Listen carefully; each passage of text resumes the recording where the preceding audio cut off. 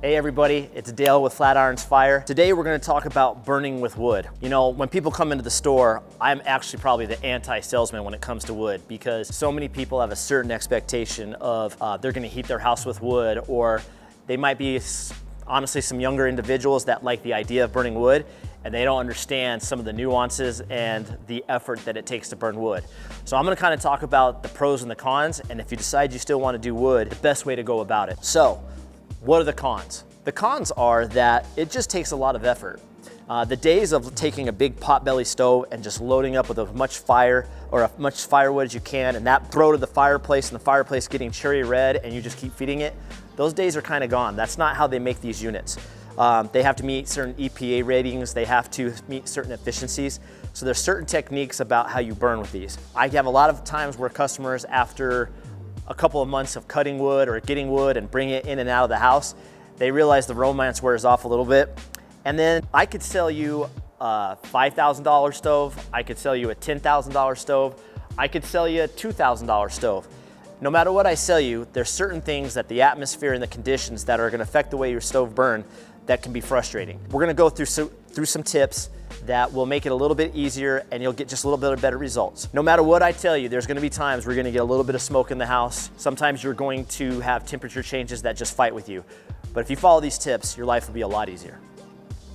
All right, so when it comes to burning wood, whether it's $5,000 or $6,000 stove, a cheap stove, it's not even gonna be so much the appliance that's gonna give you the problems, it's gonna be the venting itself. We've talked in other videos, we've talked about the differences between how heavy cold air is and how it pushes hot air up. So let's say you have a 20-foot vent run. You've got 20 feet of cold air forcing itself down, and it's gonna make it very difficult to get that draft going. Once you get that draft going, now you have a nice 20-foot run of a nice vent run. So getting the fire started is gonna be the hardest part.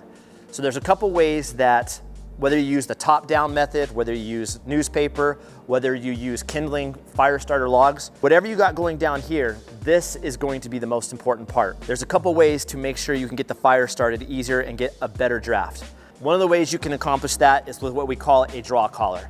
It's simply a piece of venting that is in the middle of your vent run that plugs in, and it basically is a heating element. And what it does is it increases or wants to encourage the draw and fight against that cold air. We've had many customers that have come in and they've had a hard time getting their draft started, but once we put this in line, it solves a lot of sins.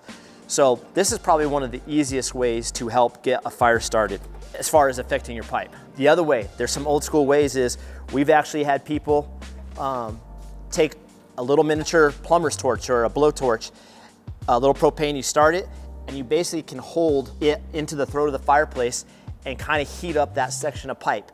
Typically we do it for about 30 to 60 seconds.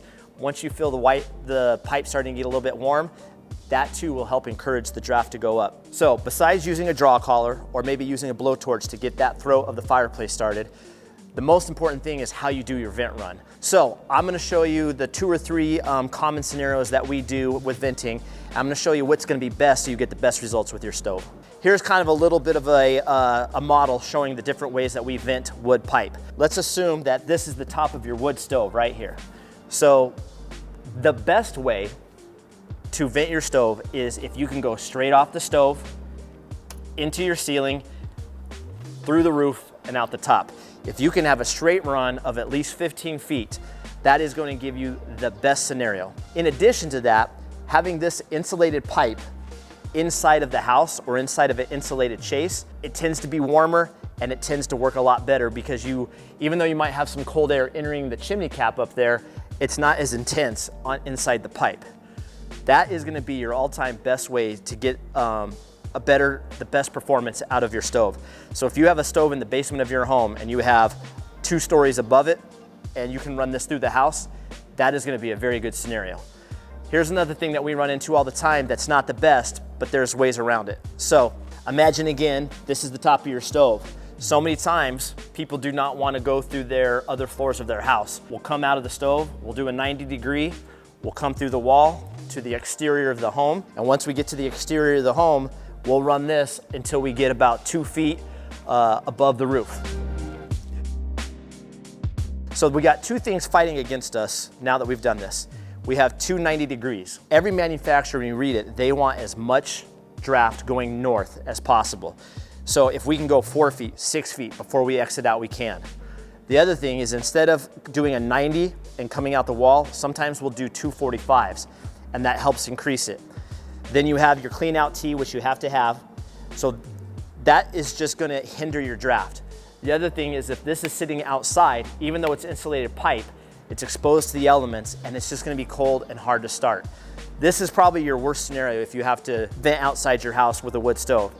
So some of the ways around it is, if your budget allows it, is to actually create a chase around it, insulate the chase, and that will help your performance. Now that being said, we do this about 30 to 50% of the time when we install a stove. If you are good at getting your draft started, and once you get a draft started, it does good.